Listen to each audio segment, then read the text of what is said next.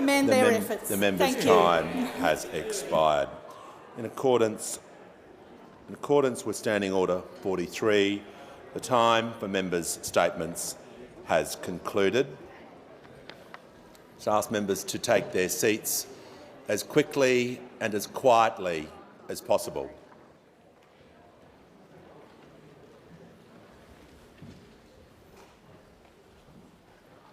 And I give the call to the Prime Minister.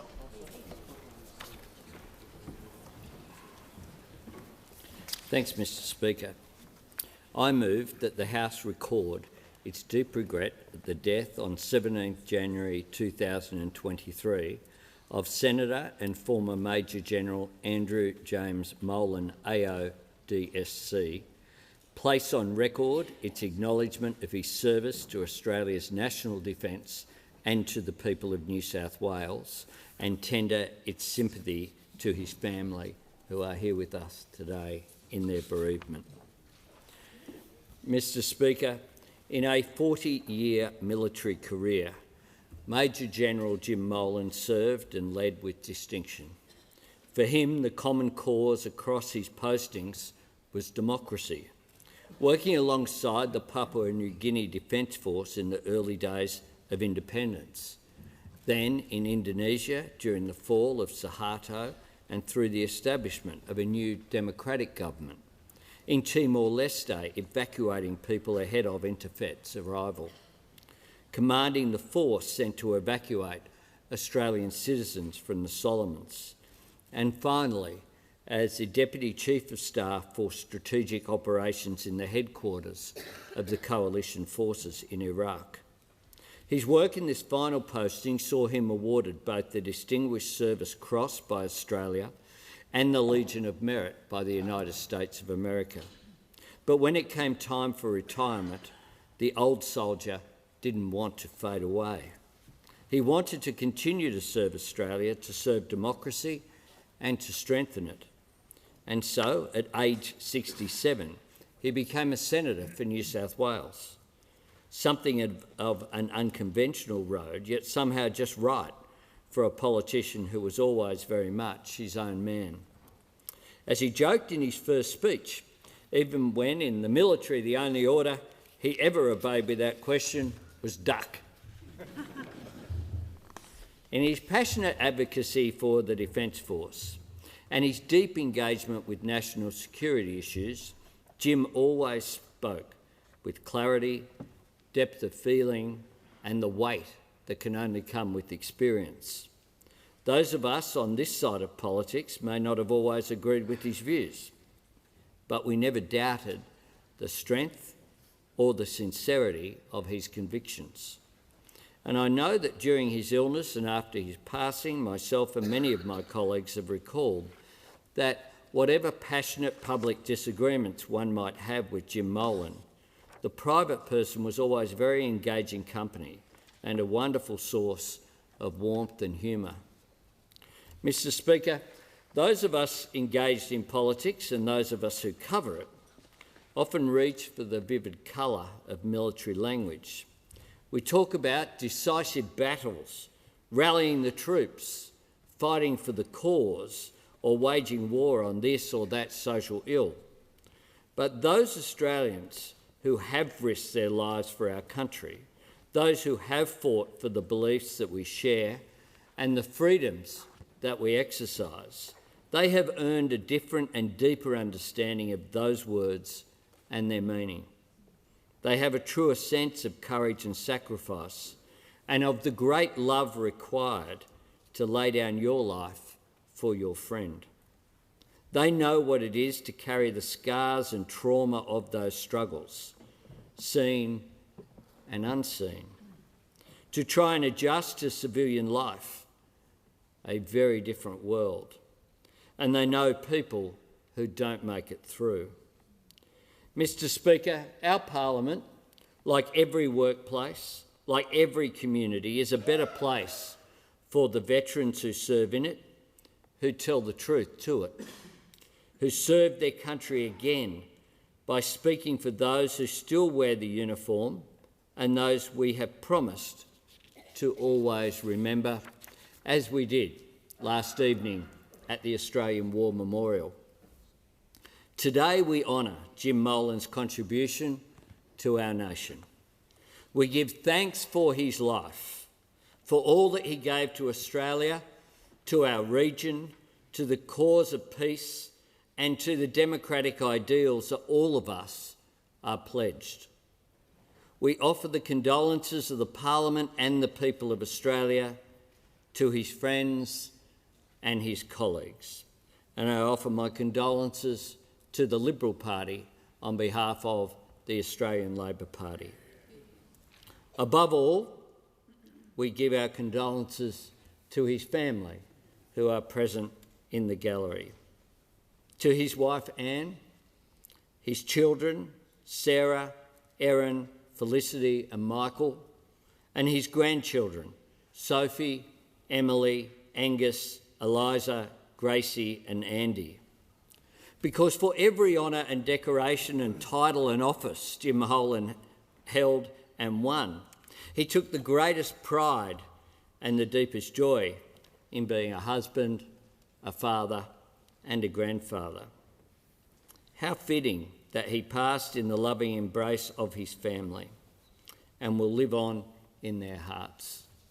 He had and remains having my utmost respect. May he rest in peace. I give the call to the Honourable Leader of the Opposition. Well, thank you very much, Mr Speaker. I want to thank the Prime Minister for his fine and gracious words, and I join with him in honouring the life of Jim Molan, AO-DSC. It's an honour to have the Molan family with us today in this Parliament. For all of those who attended Jim's funeral on the 25th of January, many stories were told about his life and his legacy. One of the most touching stories was how Jim met Anne at a cadet dance in Jim's first year at Duntroon. That evening after the dance, Anne enthusiastically told her mother about the young man who had left quite an impression, about how much she liked him, and that he said he would call her. Anne's mother somewhat provocatively said, but protectively, I suppose, at the same time, they all say that. But the next morning, true to his word, Jim made his way to the public telephone at the RMC shops. Such was the start of a 55-year love story, from boyfriend and girlfriend to husband and wife to father and mother. One does not have to spend much time around Jim and Anne's wonderful children, Sarah, Erin, Felicity and Michael, to see the influence of their parents. The Molan family story is certainly one of the clearest examples of parents shaping their children and children in turn shaping their parents. Jim cherished his roles as a father, as a husband, as a grandfather and brother above all else. And today we celebrate him in the round. The family man, the soldier, the diplomat, the advisor, the politician, the author and the commentator. There was an interplay in all that he was. Those who knew Jim could see the father's care in the general's mind in the writer's knowledge in the senator, and the senator's love in the family man. Jim considered himself to be an ordinary Australian, but he had an extraordinary life. He was a man who was at the centre of so many pivotal events, events which have shaped our nation, the region and, of course, the world. Papua New Guinea's independence, the fall of Suharto in Indonesia, evacuations from the Solomon Islands, peacekeeping in East Timor, counter-insurgency in Iraq, Australian bushfires, illegal maritime arrivals on our border and the rise of China. Very few Australians could claim to have lived as fully as Jim Molan, saw what Jim saw, or engaged with the times as Jim engaged with them. He was a man thrust into some of the most difficult and challenging circumstances. He was in the middle of war and bloodshed. He witnessed suffering and the struggle for democracy. He saw firsthand what we would call the darker side of humanity. Those experiences could have made him angry and cynical, or at the very least aloof. But for all that Jim encountered, he was kind and considerate. Whether you knew Jim or met him for the first time, he drew you in immediately with his warm and captivating quality. In turn, you always had Jim's undivided attention. He always displayed generosity to the views of others, even to those with whom he disagreed. He was a gentleman with an unfailingly courteous manner. He was an optimist about humanity, and that speaks volumes about the mettle of his character and the kindness in his heart. Jim joined the Australian Army upon finishing school. His military career saw him rise swiftly through the ranks to ultimately become a Major General. He performed a variety of combat, diplomatic and leadership roles on deployment in our region and beyond. For his work in Indonesia and East Timor, he was made an Officer of the Order of Australia. For the critical role he played in Iraq, he was awarded the Distinguished Service Cross and the Legion of Merit by the Australian and US governments, respectively. As the Chief of Operations for the Coalition Forces, Jim was instrumental in repelling insurgents and ensuring the security of Iraq's transport and infrastructure. Jim retired from the military in 2008, and instead of being fired upon in battle, he would soon find himself battling fires. He volunteered for his local firefighting brigade. He flew rescue and water bombing missions, drawing on his experience as a military helicopter pilot. And in 2011, he was appointed as the director of the National Aerial Firefighting Centre. Perhaps unexpectedly, he was contacted by then opposition leader Tony Abbott to start work on a policy to stop the boats. After the coalition was returned to government, Prime Minister Abbott appointed Jim as his special envoy. With Scott Morrison, they set about putting policy into practice, and Operation Sovereign Borders had its expected detractors, but one of its architects was Jim Molan, and he helped to break the people smugglers' business model, to prevent further tragic deaths of asylum seekers at sea, even to this very day, and to restore the integrity of Australia's maritime security. The naysayers were proved wrong. Indeed, the policy that Jim co-designed has not escaped the attention of leaders in Europe, who to this day contend with the same wicked problem of people smuggling. In 2014, Jim was appointed as a special advisor to the Defence Minister and provided advice on the 2016 Defence White Paper. He was proud of the changes it had on defence industry, technology and force structure. His passion was for national security issues. His admiration for our nation and his desire to represent the aspirations of Australians all whet his appetite for politics. Twice he ran as a Liberal Senator for New South Wales. Twice he proved to be immensely popular among the party's rank and file. Twice he missed out, having been placed in an unwinnable position on both tickets. But twice he would be elected, filling vacancies left by Fiona Nash in 2017 and Arthur Sinodinos in 2019. In his maiden speech, Jim's self-deprecating sense of humour was on show. Speaking after Senator Steele John, the youngest senator to be elected, Jim said, "I'm definitely not competing with him on that issue. I'm proud to be a member of the fastest growing demographic in this country." Jim brought his years of experience and wisdom to the role, particularly as a member of the Joint Standing Committees on Foreign Affairs, Defence and Trade, as well as migration. He also used his time as a senator to champion many causes. He supported our veterans, especially those transitioning to civilian life. He advanced research and awareness in the areas of stillbirths, online safety and prostate cancer. In all that he did, Jim fought hard, decently and well. Whether in khaki abroad or wearing a suit on the Senate floor, Jim uttered his convictions with courage. He said that if opponents don't speak against you, you're probably not standing up for enough. Jim was never afraid to utter his centre-right beliefs. In a column in 2018, he wrote, "One great strength of Australia is its natural conservatism. That conservatism does not reside only with right-of-centre parties or groups, but resides quietly in many areas of Australian society. Australians, unlike some Australian governments, will not be panicked into ill-considered change." He went on to say, "We may not be a perfect society, but having travelled widely, I have yet to find a better one in the world. You have a better chance of succeeding in Australia through hard, honest work than anywhere else." Those words speak to Jim Molan, the patriot. He was a man who knew what was valuable in our magnificent society, as he put it, who knew it needed to be defended, as he put it, from the assaults of the pessimists and the ideologues. Jim's love of country, of democracy and of peace was why he spoke and wrote so often about the threats facing Australia, our region and our world. This was why he was a recognisable face on television, his voice compelling on podcasts and his words so persuasive in newspapers. The mind of a military man, one with tactical, operational and strategic insights, was on show in his bestseller, Running the War in Iraq. But it's his final book, Danger on Our Doorstep, for which Jim will be most remembered. It's a warning to the present about China's ambitions and military build-up, a chilling assessment to ensure we don't drift into complacency or sleepwalk into disaster. His words are not those of a China hawk. They're the words of a realist with a deep historical appreciation and ability to read the world.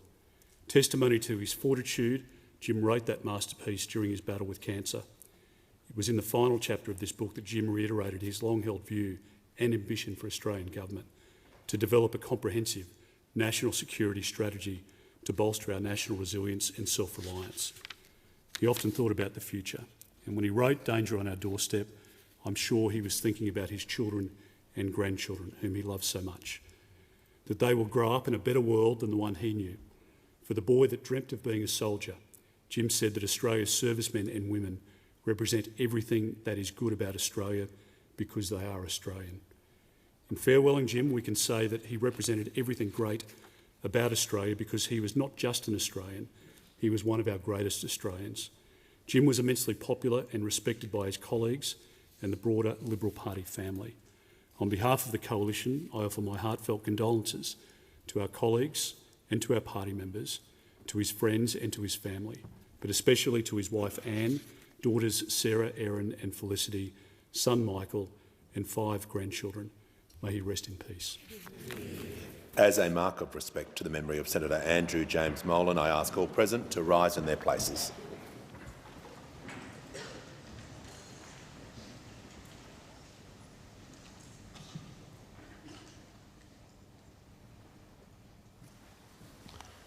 I thank the House. Call the Leader of the House. I move the debate be adjourned. The question is the debate be adjourned and that the resumption of the debate be made in order of the day for the next sitting. Put the question. All of those opinions say aye. Against no, I think the ayes have it. I call the Leader of the House. I ask leave of the House to refer the matter to the Federation Chamber for further debate. The Manager of Opposition Business. Leave is granted. Call the Leader of the House. I move that the resumption of debate on the Prime Minister's motion of condolence in connection with the death of Senator Andrew James Molan be referred to the Federation Chamber. I'll put the question. All of those opinions say aye. Against no, I think the ayes have it. And I call the Prime Minister. Thanks, Mr Speaker. I present a revised version of the ministry list with a change in representational duties. The member for Ballarat will answer questions representing Katie Gallagher as the Minister for the Status of Women. Questions without notice. I give the call to the Honourable Leader of the Opposition. Thank you very much, Mr Speaker. My question is to the Prime Minister. It's been 430 days since the Prime Minister first promised a $275 cut to power bills, a promise repeated on 97 occasions. This promise hasn't been delivered. Instead, power bills, along with mortgages and grocery costs, have all risen sharply under this Labor government. Why do Australian families have to pay more under Labor? The member for Deakin will cease interjecting. The Prime Minister has the call. Thanks very much, Mr Speaker. And I thank the Leader of the Opposition for his question. I welcome all the members back to Parliament for the 2023 sittings. I'm pleased that the Leader of the Opposition has raised this issue as the first question, and I'm surprised that he hasn't yet raised his views that he held previously, where he actually committed to, I believe, we should have a royal commission into the electricity companies as well as fuel companies. He went on to say there's something that stinks about these electricity companies and fuel companies, and if we can get to the bottom of it, I think we can get a better outcome for consumers. Now, you would expect, given the senior position that the Leader of the Opposition held at that time in 2018, that something might have happened. What was he doing at that point? In 2019, nothing happened. In 2020, 2021, 2022. They had 22 different policies announced, and none of them delivered, just like when the Leader of the Opposition was out there campaigning for a royal commission into electricity companies as well as fuel companies, nothing happened. But of course, when it comes to energy, we did have a debate here in December. We brought the parliament back, and we brought the parliament back to have a debate over whether we would take action. Members on my whether left. we would take action. The member for Page will cease interjecting. The major companies and make sure that there was price relief for consumers and for businesses. But those opposite Order. Members on my left will cease interjecting. and voted for Home Affairs. against it, in spite of the fact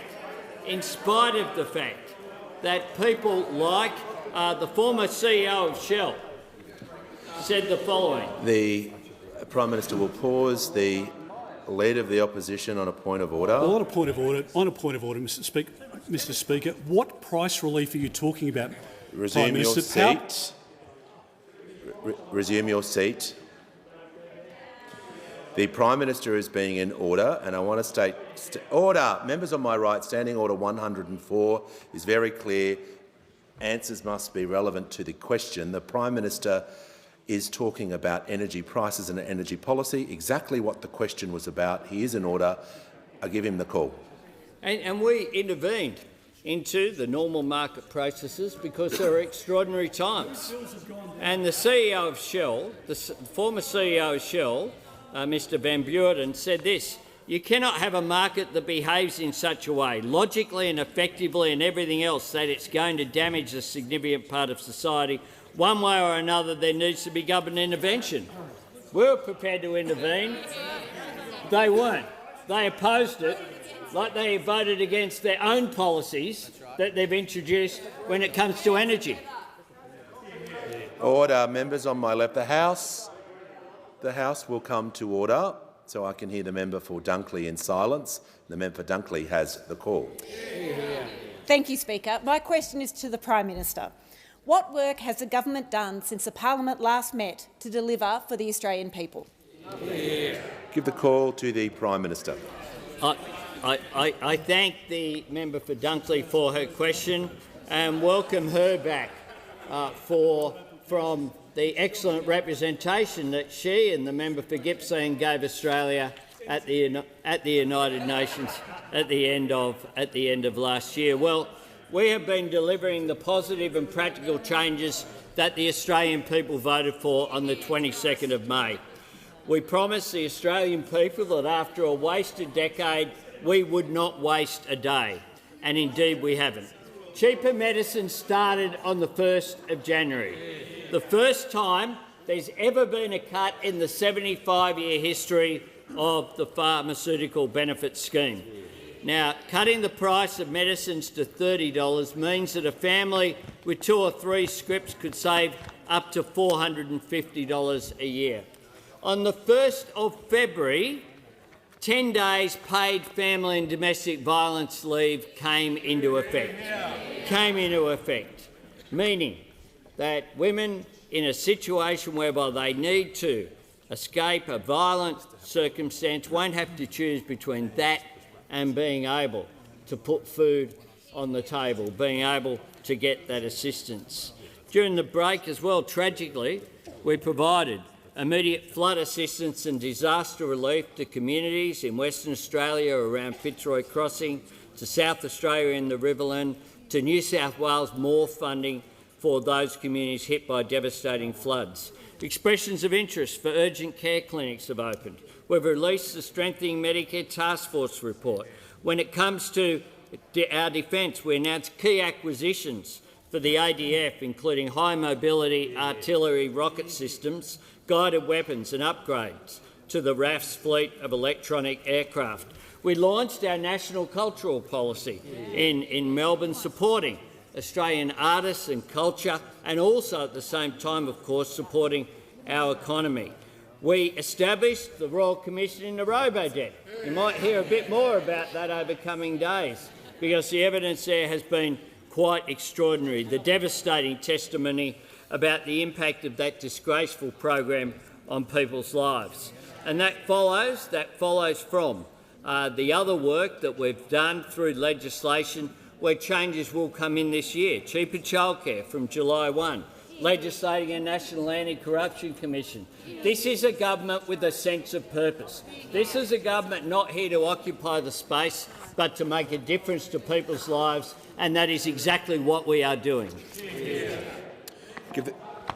The member for McEwen will cease interjecting.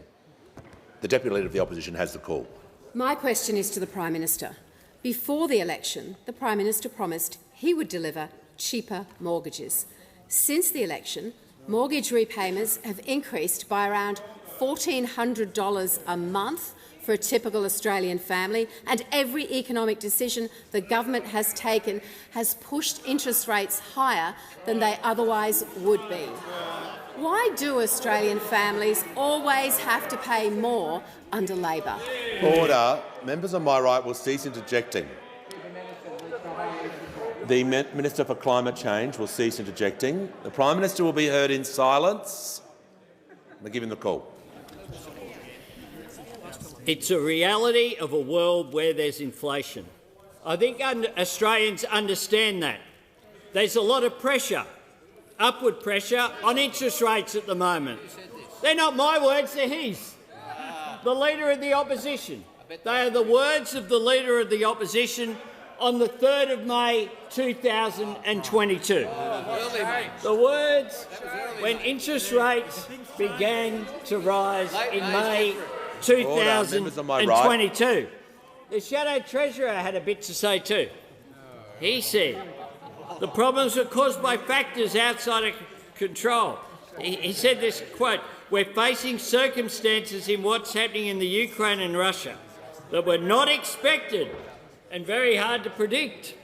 These pressures are driven by extenuating circumstances." Now, the Deputy Leader of the Opposition has tried this on a number of times. And what she attempts to do is to say that a shared equity scheme where instead of 100% of a mortgage being paid by the mortgage holder, less than 100% of the mortgage is paid by the mortgage holder because it's shared equity is what she is talking about. Now, she's a member of the Deputy Leader is a member of the New South Wales branch of the Liberal Party, of course. And this week, the Liberal Party in New South Wales, the government of Dominic Perrottet, have announced a shared equity scheme. A shared equity scheme. Joining Victoria, joining Western Australia. I mean, for goodness sake. Don't ask questions here. Maybe you should get on the phone to the New South Wales Premier and to the others who had to save your pre-selection last time round. The member for Groom. I'll hear from the member for Adelaide. Thank you, Mr Speaker. And Mr Speaker, my question is to the Deputy Prime Minister. How is the Albanese Labor government strengthening our national security with our key allies and partners? Give the call to the Deputy Prime Minister. Well, can I thank the member for his question? And, Mr Speaker, almost immediately after we rose from question time last year, the Foreign Minister and I went to the United States where we participated in the AUSMIN discussions. And there was a shared sense with both ourselves and the United States that the world's global rules-based order is under as much strain now as at any point since the end of the Second World War, and that what this demands is that Australia and the United States work even more closely together, and as a result we announced an increased tempo of activities and exercises between Australia and the United States. The following day I participated in the AUKUS Defence Ministers meeting, and I can report to the House that the process for establishing the optimal pathway by which Australia will acquire a nuclear-powered submarine capability is on track, and we will be making that announcement in the very near future. And despite a lost decade from those opposite, which has seen the very real potential of a capability gap opening up with our submarines, I am confident that the pathway that we will announce will provide a solution to this, as well as giving rise to the single biggest evolution in Australia's military capability since the establishment of the Royal Australian Navy by the Fisher government in 1913. Last week, the Foreign Minister and I were in France, and after a difficult 18 months, I can again report to the House that our relationship with France is back on track, thanks very much to the leadership of the Prime Minister. France is a neighbour, a Pacific power, and it matters. And under the Albanese government, France stands in the very top tier of the most important relationships that we have. And last week we also participated in AUKMIN with our UK counterparts. This is our oldest relationship, but through AUKUS, the free trade agreement, the work that we can now do together on climate change, this relationship is being given a contemporary and forward-looking focus which is deep and substantial. And later this week we'll be meeting in Canberra with our Indonesian counterparts, and there again the agenda is full. After these last 2 months, what I can say is that the world is desperate to have Australia back at the table again. And when we work with our friends and allies, there is so much we can do to advance our national interest in the advance of the Australian people. Spending a decade yelling at the world got us nowhere. But despite the real challenges we face, working with our friends, I am confident that we can walk a path which will keep Australians safe. The Deputy Prime Minister's time has concluded. Order. Before I call the member for Fowler, I'm pleased to inform the House that present in the gallery today is Ms Bridget Phillipson, the Shadow Secretary of State for Education in the United Kingdom Parliament. I'm pleased to inform the House also in the gallery are a delegation from the Empowered Communities Leadership Group. On behalf of the House, I extend a very warm welcome to you all. We give the call to the member for Fowler. Thank you, Mr Speaker. My question is to the Minister for Social Services. The government said it was committing to providing more social and affordable housing in the longer term. However, families in Fowler and Western Sydney need immediate solutions to keep a roof over their heads. It's been reported rental assistance needs to increase 50% to keep in line with the rising cost of living, which is leading to overcrowding and increased homelessness across Western Sydney. When will the government increase rental assistance to help tackle the current cost of living crisis? Give the call to the Minister for Social Services. Well, thank you, Mr Speaker, and I'd like to thank the member for Fowler for her question and recognise that this is an important issue for her electorate, and thank her for her ongoing advocacy on rental affordability. The government does understand that rental affordability, along with housing affordability, is a challenge for many Australians, and that is why something like the Commonwealth Rent Assistance payment is so important to help those on income support.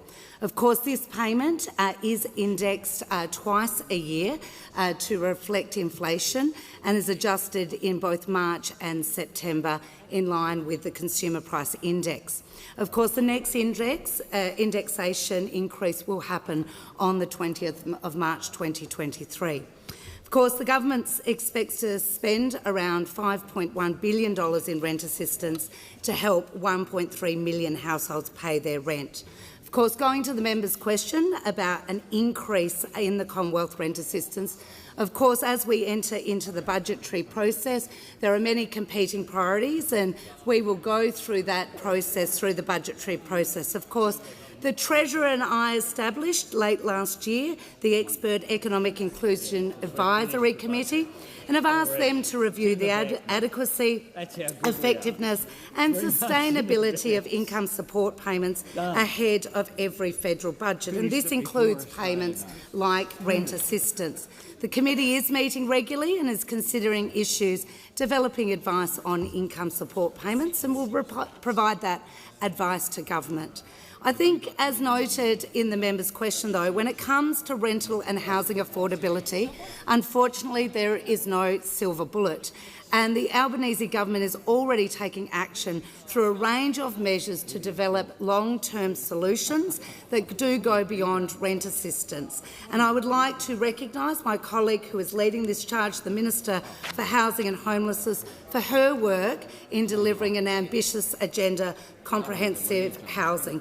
Of course, we need to see an increase of supply in this country, and that is exactly the work that she's doing in increasing the amount of social and affordable housing through the $10 billion Housing Australia Future Fund. This is one of the many initiatives that we're taking. We take the issue of housing affordability and particularly rental affordability seriously, and I look forward to continuing to work with the member.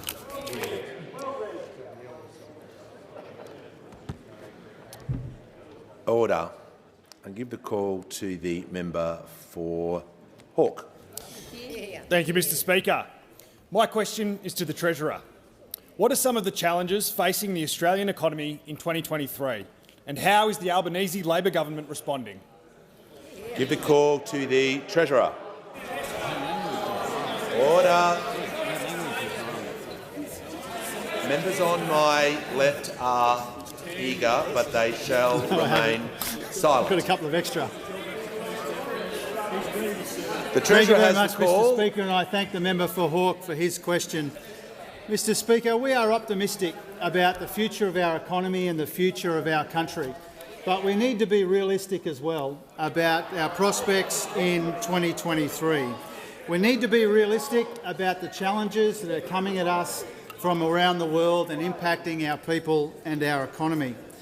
Inflation is the major challenge in the global economy, it's the major challenge in our own economy, and it's the major focus of the Albanese government as well. Honourable members will be aware that 2022 finished with an inflation number at 7.8%. But what they may not be aware of is that the worst quarter for inflation last year was actually the March quarter. The fastest growth in inflation was at the beginning of the year, not at the end of the year.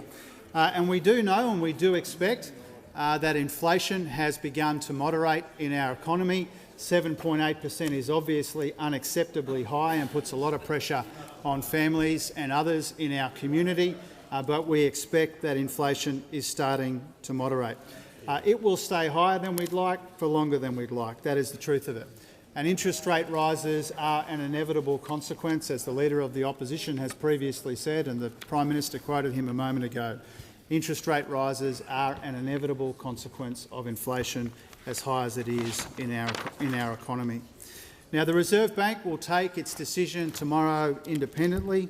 Our focus as a government is on the pressures which are coming at us from around the world but being felt around the kitchen tables of this nation.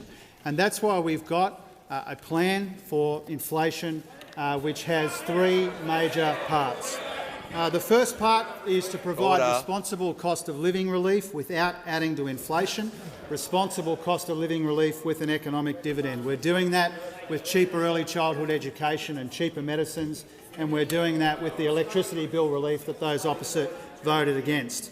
Secondly, we're dealing with the supply-side issues in the economy that were left to get worse and worse over the past decade, addressing the broken energy market, addressing the skills crisis, and by building the resilience of our supply chains, including through the National Reconstruction Fund. And third, by showing spending restraint in the budget, returning 99% of the revenue upgrades over the next 2 years to the budget bottom line when inflationary pressures are most acute. That is unrecognisable to those opposite, who managed to return just 40% of the revenue upgrades in the budget. So, Mr Speaker, this will be a challenging year for our economy and the global economy and for our country, but we can do more than just batten down the hatches and ride it out. We will see this inflation moderate, we'll keep building our buffers, we'll keep building an economy that's stronger, and we'll keep building a better future that Australians deserve. Give the call to the member for Hume. Thank you, Mr Speaker. My question is to the Prime Minister. How many Australian households are set to face higher mortgages this year when they move from fixed-rate loans to variable rate loans? Give the call to the Prime Minister. Thanks very much. We very much understand that the pressure when it comes to increases in interest rates have an impact on families and households. We understand that, which is why we are undertaking measures to take pressure off cost of living, which is why we introduced cheaper pharmaceuticals, which is why we've introduced fee-free TAFE, which is why we will have cheaper childcare on July 1. And for many Australians who do have fixed rates, they will be impacted when those fixed rates end, whenever the particular arrangements that they have as individuals with their financial institutions is. So we know that this is an issue, and that is why we are doing all that we can, just as we did last October, to produce a responsible budget. The member for Page. When members on my left remain silent, I'll take the point of order. Mr. Speaker, if this was a priority for the Prime Minister, he'd know the answer to the question. Resume your seat. Order. Members on my left, before the Prime Minister, the Treasurer, the Deputy Leader of the Opposition, I won't rule on the point of order, call the Prime Minister. Thanks, Mr. Speaker. And when the member for Deakin is warned, as we have said, when those fixed mortgages end, there will be an increased pressure on around about 800,000 Australians who will go off fixed rates onto more flexible rates. And that's why, in particular, in the lead-up to the May budget, we will continue to put forward a responsible economic policy, because interest rates, of course, began to increase on your watch. The member for Cornwall has the call and will be heard in silence. Thank you, Mr. Speaker. My question is to the Minister for Early Childhood Education. How is the Albanese Labor government delivering on its election commitments to make early childhood education more affordable and accessible for Australians to ease cost of living pressures? I'll give the call to the Minister for Early Childhood Education and Minister for Youth. Thank you very much, Mr. Speaker, and I thank the member for Cornwall, my dear friend, for her question and commend her unwavering dedication to the people of Cornwall, to the families of Cornwall and to the children of Cornwall. If I may take the opportunity, Mr. Speaker, to welcome everybody back for the new year and welcome to 2023. This is the year that early childhood education will become more affordable for over 1.26 million families right across Australia. And that is because of this government's legislation passed last year within our first 6 months of being elected through the Cheaper Childcare Bill. From July 1st this year, Mr. Speaker, the government is lifting the maximum subsidy rate to 90% for families in electorates like Cornwall, where 7,000 families will benefit from our reforms. That means that families will have more choice. They'll be able to participate in the workforce. And importantly, it means that they'll be able to give their children a better start in life. We went to the election with a comprehensive plan for early childhood education and care. We went to the election with a promise to ensure that more parents could go back to work and balance work and care responsibilities.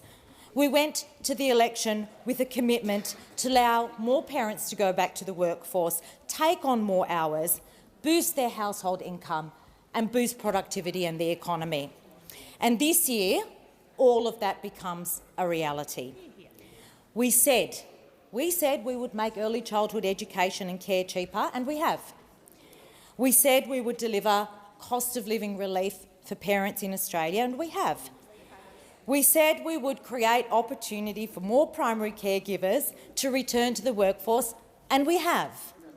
We said we would deliver real cost of living relief for families who work out their household budgets based on how much they have to pay in early childhood education fees. And many of us in this place have been there, where they sit down and we calculate how many hours we can work, how many more hours we can work before those extra earnings. The Minister will resume her seat for a moment. The Minister will resume her seat for a moment. The member for Barker will rise to his feet and withdraw that comment. Give the call back to the Minister. Oh, thank you, Mr. Speaker. I was deep in discussion with myself and didn't know. We said we would make early childhood education and care, as I was saying, Mr. Speaker. We said we'd make it more affordable, and we have. But that's not all. That's not where it ends, because we've also tasked the ACCC and the Productivity Commission to undertake comprehensive reviews of the sector, to look at pricing mechanisms and to see what more we could be done within the sector. We went to this election saying we would reduce the cost of living for Australians, and through the bill that we passed last year, we have done that. We're committed to giving children the best start in life. We're committed to providing cost of living relief for families and parents right across Australia. We said we'd do it, and, Mr. Speaker, we have. Order. Give the call to the Leader of the Nationals. Thank you, Mr. Speaker. My question is to the Prime Minister. How many petajoule supply of gas risks being lost to the domestic market because Labor's gas price cap impact on investment, including Senex Energy's decision to put $1 billion in investment in the Surat Basin at hold indefinitely? I'm just going to ask the Leader to read that question again, because I couldn't hear. Order. No, order. Members on my right. I'm just going to ask the Leader to. Including Senex Energy's decision to put $1 billion in Surat Basin gas investment projects on hold indefinitely. Give the call to the Minister for Climate Change. Well, thanks very much, Mr. Speaker, and we thank the opposition for their question. And I must say it provides a very significant level of courage for the opposition to come in and ask about a package that they oppose, Mr. Speaker, to ask what impact it has when they sat there and voted against it on multiple occasions, Mr. Speaker. They say there's no courage in Australian politics. I beg to differ. The chutzpah is very impressive, Mr. Speaker, from those opposite, because in December we put to the House a very simple proposition, that Australian gas companies should be required to sell Australian gas under Australian soil and Australian seas to Australians for a reasonable price, for $12 a gigajoule, and a reasonable price going forward. Those opposite think they should be able to charge unreasonable prices. That's their position. They should be able to charge unreasonable prices. Now, the fact of the matter is, Mr. Speaker, that in 2021, 96% of gas was sold for under the cap. Now, those opposite say it's a disaster that gas companies should be able to sell for more than that. We say it's reasonable, and we say Australian gas companies should continue to supply gas at reasonable prices, and we're confident they will. Give the call to the member for Cunningham. My question is to the Minister for Health and Aged Care. How is the Albanese Labor government changing people's lives by delivering on its election commitment to make medicines cheaper for millions of Australians? Give the call to the Minister for Health. Well, thank you, Mr. Speaker, and I thank the member for Cunningham for her question and for her relentless advocacy for better health services in the Illawarra. Mr. Speaker, in May last year we promised Australians cheaper medicines, and on the 1st of January this year we delivered on that promise, with the largest cut to the cost of medicines in the 75-year history of the Pharmaceutical Benefit Scheme. From January 1st, our government has slashed the maximum price for general scripts from $42.50 to just $30. Someone taking one medication a month could save as much as $150 every year, but a family with 2 or 3 general scripts could save up to $450 a year. And, Mr. Speaker, we also promised to reduce the safety net threshold for millions of pensioners and concession card holders, and we delivered on that promise, so that over the course of the year, the most that those Australians will pay for PBS medicines is an average of just $5 per week. These changes to safety net thresholds will benefit around 2.4 million Australians each and every year. We also promised, Mr. Speaker, to lift the income thresholds for seniors health card holders, and we delivered on that. with more older Australians now eligible for a seniors health card to access PBS medicines at cheaper prices and bulk billed doctor visits. Mr Speaker, our cheaper medicines policy is changing lives. Beck from Sydney said, "Thank you, Albo. As a daily user of several medications, this comes as a relief when buying prescriptions. So thank you to you and to your government." Maxwell James from South Australia said, "Today I was able to fill my heart medication script for just $30 instead of $42.50. Cheaper medicines means people can afford to pay for them and not go without other household items." Mr Speaker, we're continuing to deliver on our promise as well to list new medicines on the PBS as quickly as possible. Just last week, we listed opicapone on the PBS to treat Parkinson's, a treatment that helps other medications operate more effectively and for longer. Around 1,300 Australians living with Parkinson's would otherwise pay as much as $1,800 every year for this treatment, but now they'll just pay as much as $30 maximum for a general script. Simon, a 45-year-old who's been living with Parkinson's for 9 years, working and trying to live independently, said, "This offers myself and other Australians living with Parkinson's more options and more choice." Since July 1, just last year, Mr Speaker, our government has made 65 new or amended listings on the PBS. Cheaper medicines is not just good for the hip pocket at a time of rising prices, it's also good for Australia's health. Give the call to the member for Lindsay. Thank you, Mr Speaker. My question is to the Prime Minister. I recently spoke with a mum from Glenmore Park in my electorate of Lindsay who is scared that her daughter will not be able to access the full 20 Medicare subsidised psychology sessions that were previously available to her before this government halved these sessions on the 1st of January this year. When will the Prime Minister listen to parents in Western Sydney and restore their children's full 20 Medicare subsidised psychology sessions? Order. Give the call to the Prime Minister. I'll ask the Minister for Health to respond to the question in detail, but I do make this point, that the ending of the funding was not a decision by this government. This government, we chose the additional funding. You know you left it in writing. Order. Members on my left. You did not put the funding through on a further basis, and the government has responded appropriately, and I ask the Health Minister to respond. To the Minister for Health and Aged Care.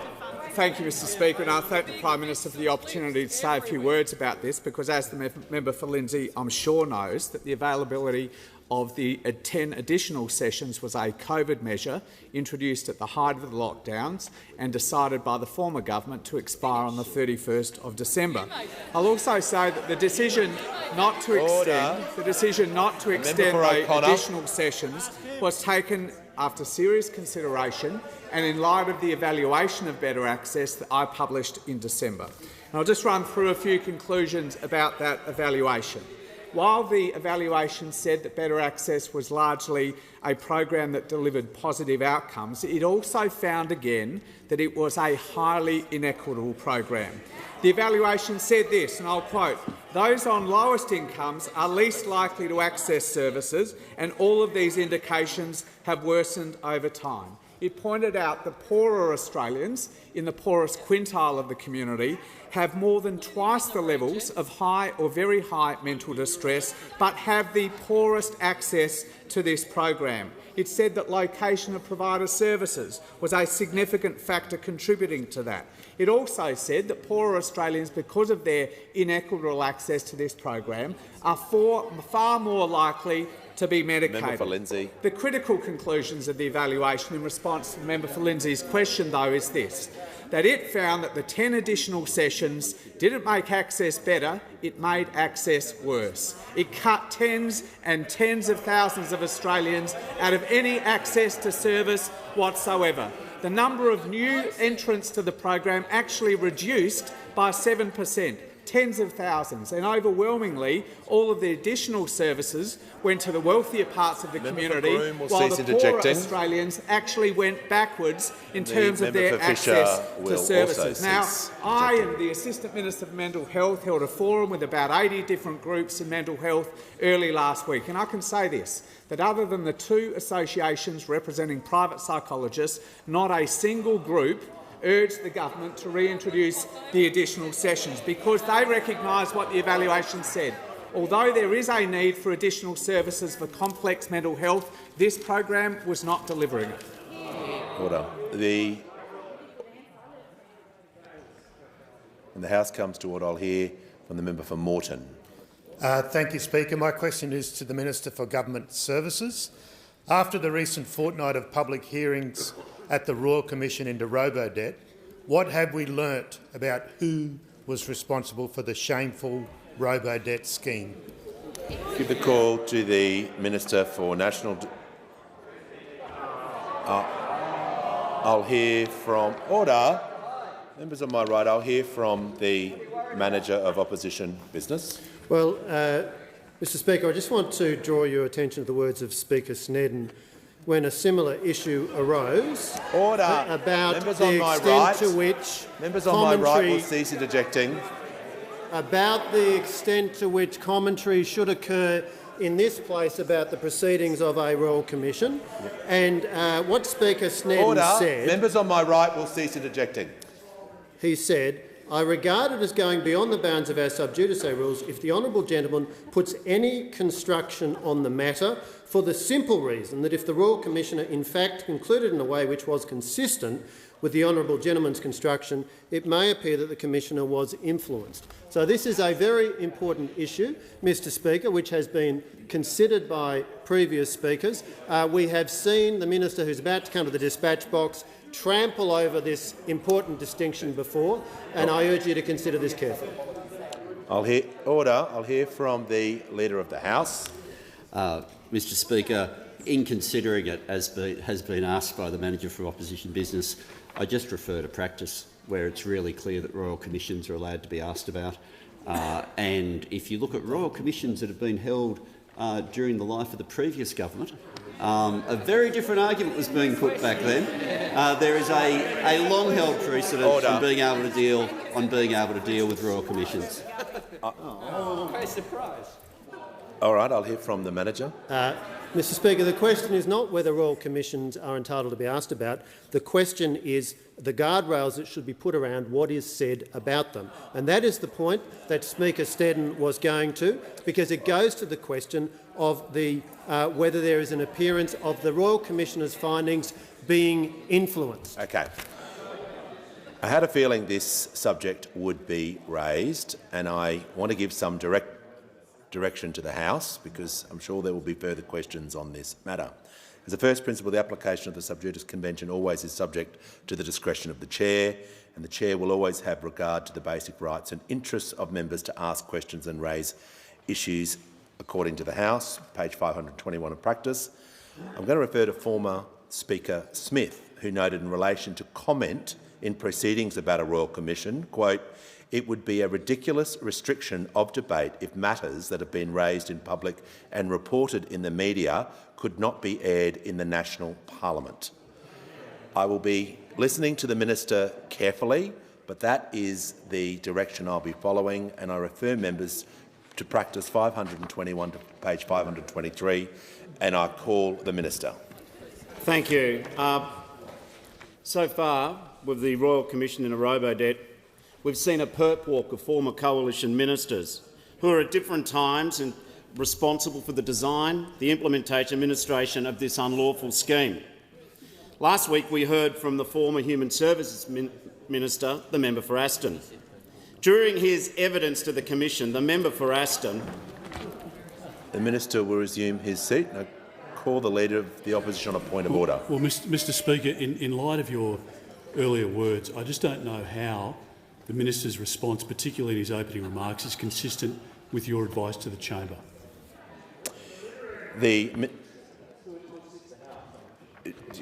Sure, I will call. The Minister has the call. The Royal Commission at Robodebt sent a conga line of coalition ministers, not a perp walk. I'll just ask the minister to get to the substance of the question. Okay. He has been asked. During his evidence to the Commission, the member for Aston acknowledged that 1. He was responsible for the administration of the Robodebt scheme between February 2016 and December 2017. 2. He knew that Robodebt produced inaccurate debt notices. 3. He did not think to raise questions about the legality of the scheme for the duration of his time as the minister. 4. He requested the personal files of 52 Centrelink recipients who had complained in the media in the period between Christmas 2016 and January 2017. 5. He did think, however, to get legal advice about accessing the personal files of the 52 public complainants as opposed to seeking advice as to the lawfulness of the whole scheme. Now, the member for Aston did pay forensic attention to people complaining about the scheme, but never the complaints. He investigated the messengers, but never the message. Furthermore, when the minister was asked about his responsibility, he shifted responsibilities for the scheme to the former Prime Minister, former Treasurer, former Finance Minister for prioritising finding savings. He also shifted responsibility for not understanding about the illegality of the scheme to senior public servants, one of whom is now deceased. Further, he said that he had no visibility of the scheme. The minister will resume his seat. The Manager of Opposition on a further point of order. Well, Mr Speaker, standing orders are very clear. Standing Order 90, all imputations of improper motives to a member shall be considered highly disorderly. Now, we've just had a series of character assessments from the minister. This is a clear breach of the standing orders. I understand the minister was reading reports from the Royal Commission, but under the standing orders, he is entitled to refer to reports, media reports, and actually the actual Royal Commission itself about what was said. And I'm listening to the minister carefully. If he strays from that point, he'll be pulled into order. I'll give him the call. The minister, when he was asked about responsibility, made it clear that he blamed the ERC. He made it clear that he blamed senior public servants. It wasn't his fault that he didn't know about the illegality. Instead, he said senior public servants should have told him, including one who's now deceased. He said that he had no visibility about the scheme when it was brought to Cabinet, and he said that the issues of current policy responsibility were the matter for the former Social Services Minister. At different times, not only did he blame most of his current Cabinet colleagues, he then blamed the left-wing media, he then blamed previous Labor governments. The human blame factory here also blamed the complainants of the scheme. However, I think the last word about the evidence that we heard from that particular minister concerning the unlawful Robodebt scheme, the last word should be left to his former media advisor, who put it better than most. The minister requested the file of every person who appeared in the media in order to make other victims think twice before coming forward. What a fine specimen of coalition ministerial responsibility. Order. Members on my right. The Leader of the Opposition will cease interjecting. I give the call to the Leader of the Greens. Thank you, Speaker. My question is to the Minister for Resources. The UN Secretary-General, the world scientists and the International Energy Agency all say no new coal and gas projects can proceed if we're to meet climate goals. But the Labor government's first emissions projections name 7 new giant gas projects that you will open up before 2030, including Beetaloo, Scarborough, Narrabri and Browse. In a time of climate crisis, why is Labor opening new coal and gas mines under its safeguard mechanism? The order. I give the call to the Minister for Northern Australia and the Minister for Resources. Thank you, Mr Speaker, and I thank the Leader of the Greens for his question. As you know, this government is committed to taking action on climate change. We've legislated targets. We've legislated to reach net zero emissions by 2050. The Minister for Climate Change and Energy is working very hard with industry and with anyone else who wants to consult with us, with the government, on the safeguards mechanism, and it will be the safeguards mechanism that is the main, or one of the main ways by which we will, and the industry itself, whether it be any emitting industry, whether it's gas, concrete, agricultural industries, that will be the mechanism by which they will have to reduce their emissions. We have said consistently on this side of the parliament, the government has said consistently, projects will only go forward if they stack up environmentally, socially and economically. We will not be sponsoring them. They will happen if they are able to happen and they meet those very tight restrictions. But what we know, this government is committed to net zero emissions by 2050. We know there is a climate crisis around the world, and we will not be adopting Greens-based policies that are economy-wrecking. We will continue to make sure this economy keeps working, and to be frank, we all know that parts of this country will continue to need gas for at least the very medium term, and that is an important part for minerals processing, for manufacturing industry. This is just the facts of where we are, and that is why making sure it's a net zero emissions aim is so important, and we are committed to this. We've legislated for it. We will make it happen, and I do hope that the opposition come along with us to make sure it does happen. I give the call to the member for Corangamite. Thank you, Mr Speaker. My question is to the Minister for Social Services. How is the Albanese Labor government delivering on its budget commitment to provide a more modern, more flexible and more generous paid parental leave scheme? I give the call to the Minister for Social Services. Thank you very much, Mr Speaker, and I would like to thank the member for Corangamite for her question. As a passionate advocate for families in her electorate, I know that she'll be following this very closely. So, of course, improving paid parental leave was one of the most frequent proposals raised at the Jobs and Skills Summit that this government held in September.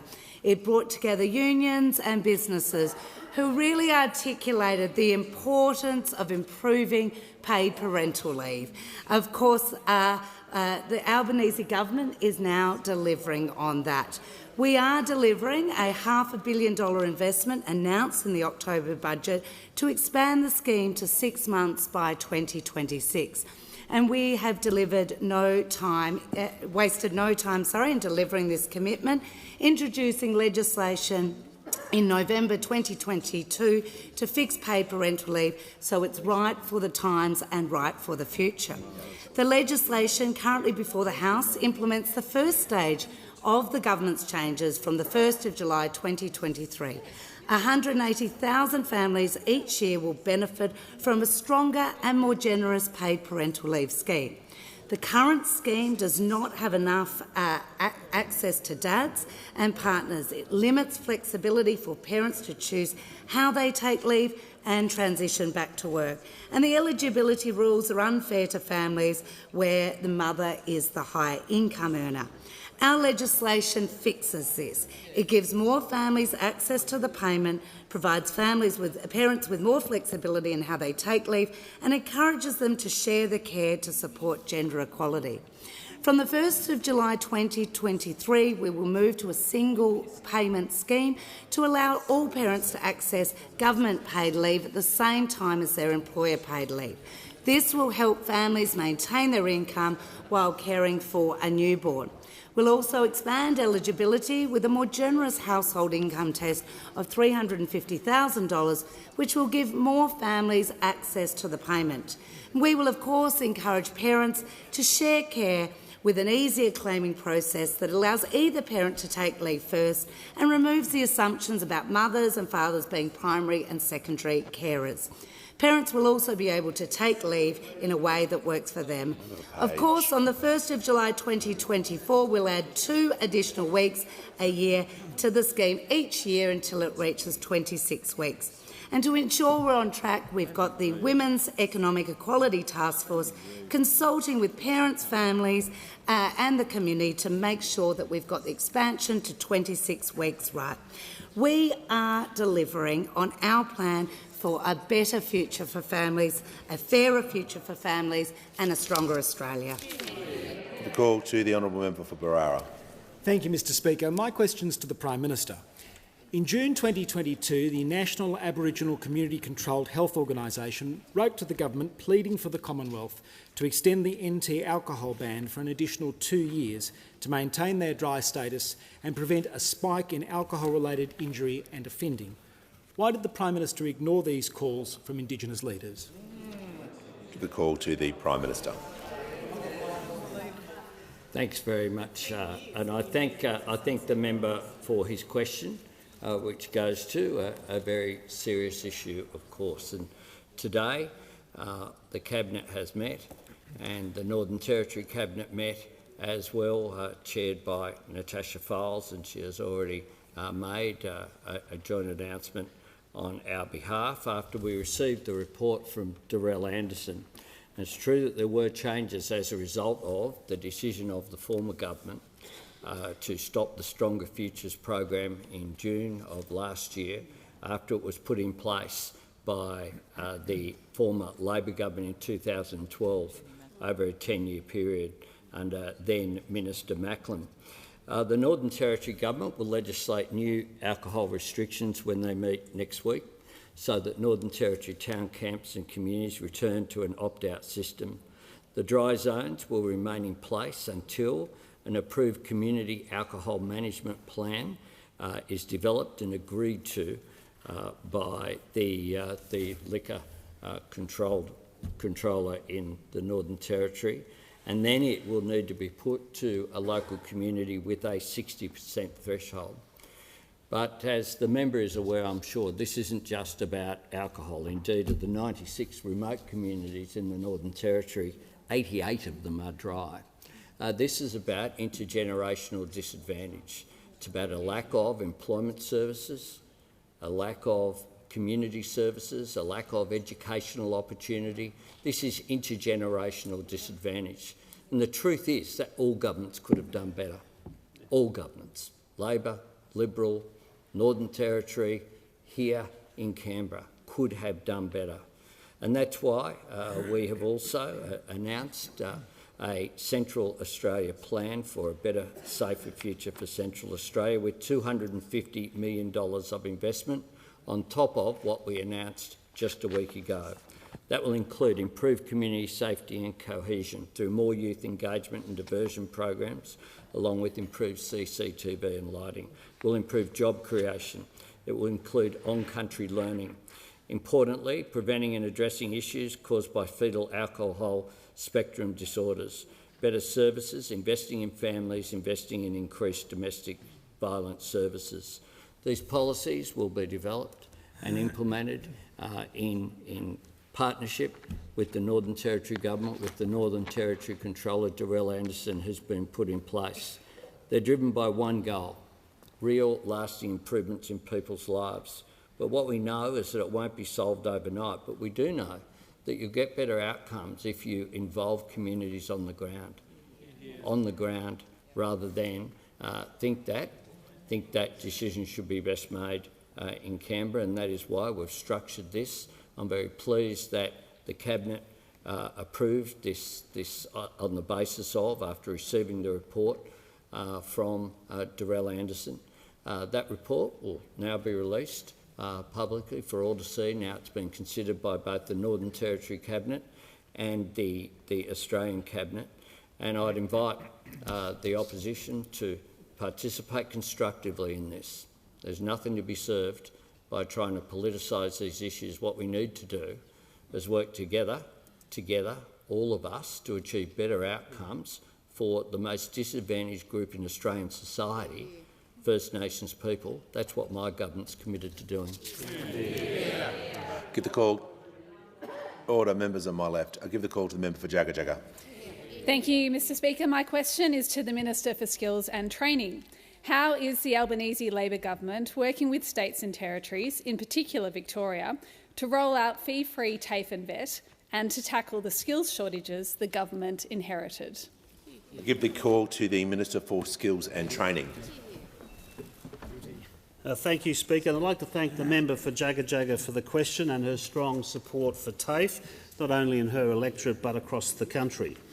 Last week I joined the member for Jagga Jagga at Melbourne Polytechnic in Heidelberg to meet students who have enrolled in fee-free TAFE courses for this year.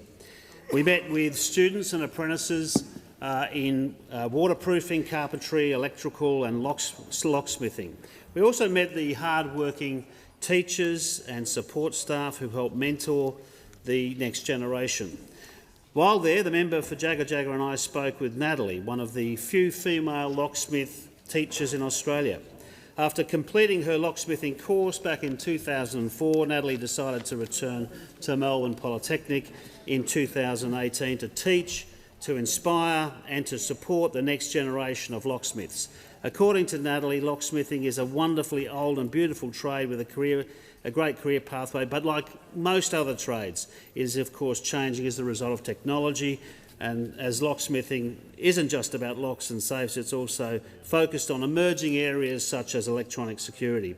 In TAFEs all over Australia, we find people like Natalie dedicated to supporting the next generation of tradespeople, Speaker. And like them, Natalie is a great advocate for vocational education and training, and someone who's focused on highlighting the many benefits of vet employment into good, secure, rewarding jobs. Speaker, according to the OECD, Australia has the second highest labour supply shortage per capita in the developed world. The National Skills Priority List last year showed an almost doubling of occupations on that list, from 153 to 286 occupations. That's why it's so critical we see the enrolment in the 180,000 fee-free TAFE places this year, so that we can ensure that workers have the skills that are in demand, that businesses have the skills that they're crying out for, that indeed our economy has the skills that it needs to grow. The Albanese government is taking a very collaborative approach by working with all state and territory governments, and late last year we signed 8 separate agreements with states and territories to deliver these enrolments. And as I've been advised, there's been some very good progress in terms of the enrolments. For those listening, if you're interested in getting new skills or reskilling and moving into other areas, particularly areas of demand, I'd invite you to consider enrolling into these courses. Along the way, of course, during the course of this year, as those places are being filled and people acquiring skills, we'll be negotiating a national skills agreement, a 5-year agreement with state and territory governments to ensure we have reforms in the vet sector, a sector that needs to deliver skills that our economy demands. Give the call to the honourable member for North Sydney. Given the New South Wales EPA ordered Coles and Woolworths to dump more than 5,200 tonnes or 5 billion pieces of soft plastic into landfill from their failed red cycle scheme, and acknowledging that single-use plastic is not only a pollution crisis but a climate one— If the member can resume, I've just got to ask her to state the question of who you're directing the question to. I'll just ask the clock to be reset and I'll give the call to the member for North Sydney. I was distracted, sorry. My question is to the Minister for Environment and Water. Given the New South Wales EPA ordered Coles and Woolworths to dump more than 5,200 tonnes or 5 billion pieces of soft plastic waste into landfill from their failed red cycle scheme, and acknowledging that single-use plastic is not only a pollution crisis but a climate one, will the minister force change by introducing a levy on the production and consumption of single-use plastics made from virgin plastic? The call to the Minister for the Environment and Water. Thank you, Mr Speaker, and I want to thank the member for North Sydney for her very important question. She's quite right to identify the scale of this problem and the importance of this problem of soft plastics and the failure of those opposite to institute real change in recycling, particularly for soft plastics. The report that she's referring to says 139 million tonnes of plastics were produced in 2021. And what that means in practice for Australia is that by 2050, if we keep going the way we're going, the plastic in the oceans will weigh more than the fish in the oceans by 2050. In Australia, the average Australian is ingesting about a credit card's worth of microplastics every week through the food and the water they drink. So it is a shame that we've wasted a decade, but we are turning that around. This government has committed to a $250 million investment in upgrading recycling infrastructure with the states and territories and the private sector, including specifically $60 million for those hard-to-recycle plastics like soft plastics. We know that families around Australia have been doing the right thing. They've been collecting their soft plastics, they've been schlepping it down to the supermarket, and then instead of it being recycled, it's sitting in warehouses causing environmental problems.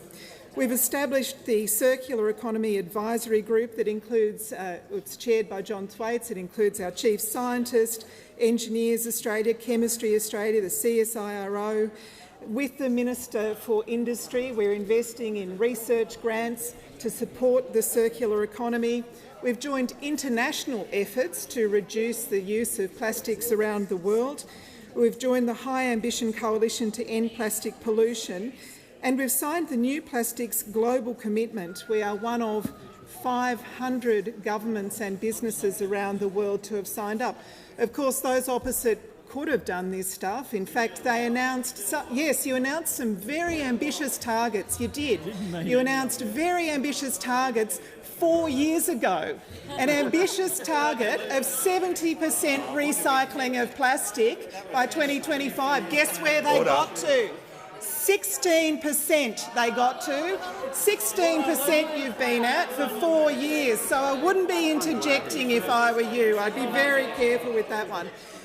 Can I say, Mr Speaker, that this is such an exciting area. We have scientists at the University of Technology working on algae-based replacements for plastics. We've got enzyme-based recycling at Australian National University through Samsara Labs.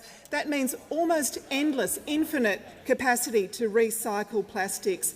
And for every job in landfill, taking stuff to the landfill and dumping it, there are 3 jobs in recycling. Order. That's what we're about. The Minister's time has expired. With the call to the member for Macquarie. Thank you, Speaker. My question's to the Minister for the Arts. How's the Albanese Labor government supporting the arts and entertainment sector in Australia after a wasted decade? And what's been the response to the launch of Revive? Give a call to the Minister for the Arts and the Minister for Employment and Workplace Relations. Thank you very much, Mr Speaker. And I was pleased last week to be there with the Prime Minister at the launch of Revive, Australia's cultural policy, a place for every story, a story for every place. And I hear it's interesting hearing the complaint immediately. Now they're complaining you didn't spend enough money. Now in terms of that argument, you should check what the shadow said. But one of the arguments that's been put in terms of the reception to Revive, so I'll go straight to it before I go to some of the detail, was it should have been more like the RISE program. Now, those of you might, if you know about the RISE program, this is the one that when it decided which Australian stories will be funded Guns and Roses. Chose the Guns and Roses tour so that people could sit there, hearing Axel sing Sweet Child of Mine and think there's an Australian story. That was their approach. What we have established now is to change the traditional model of the Australia Council by establishing Creative Australia, bringing in creative partnerships, which previously as a separate organisation was separating philanthropy, but also bringing in a capacity for the organisation to deal with the commercial sector. The Music Australia and contemporary music has forever been underfunded at a federal level. There has never been support on the basis that it's a commercial sector that looks after itself. The same for writers, in various areas of literature. But the people who work in those sectors are the same people who go in and out of the funded sectors. And what those opposite don't seem to understand, some of them do, one of them doesn't, is that the people working in the arts and entertainment industry are workers too. And they have a right to fair remuneration. They also have a right to a safe workplace. And I'm particularly pleased that after the Me Too calls that came, particularly leading to this Raising Our Voices report, which came out of some horrific stories from within the music industry, there'll now be a centre for arts and entertainment workplaces that's able to have a bit of responsibility in saying you deserve a safe workplace, free from harassment, free from bullying, because being an arts and entertainment worker is not being some sort of hobbyist. It's a real job. It's a $17 billion industry. The fact that they give us so much joy and the fact that they touch our hearts doesn't change the fact that they should have the respect of a livelihood and the respect of a safe workplace. And with Revive, that now goes to the core of government policy. Call to the Prime Minister. Thank you, Mr Speaker. On that note, I'll ask that further questions be placed on the notice paper. On order, if members can just remain in the House for a moment.